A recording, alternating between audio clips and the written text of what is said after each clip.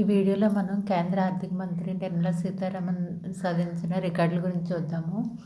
కేంద్ర ఆర్థిక శాఖ మంత్రి నిర్మలా సీతారామన్ పార్లమెంట్లో 8వ బడ్జెట్ ప్రవేశపెట్టి చరిత్ర సృష్టించారు. 2019లో కేంద్ర ఆర్థిక శాఖ మంత్రిగా బాధ్యతలు స్వీకరించిన ఆమె తాత్కాలిక బడ్జెట్తో కలిపి మొత్తం 8 పద్ధతులను ప్రవేశపెట్టారు. దీంతో ఇప్పటివరకు 8 పద్ధతులను పార్లమెంట్లో ప్రవేశపెట్టిన మాజీ ఆర్థిక మంత్రి ప్రణబ్ ముఖర్జీ రికార్డును సమన్ చేశారు.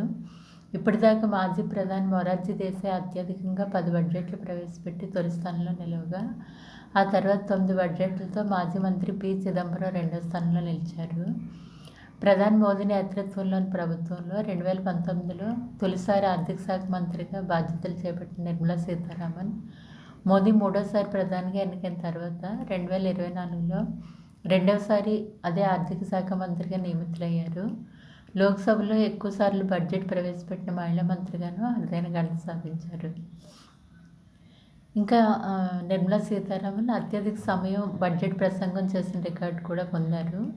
2020-21లో బడ్జెట్ ప్రవేశపెడుతూ ఆమె 2 గంటల 42 నిమిషాల పాటు మొత్తం 162 నిమిషాలు ప్రసంగించారు.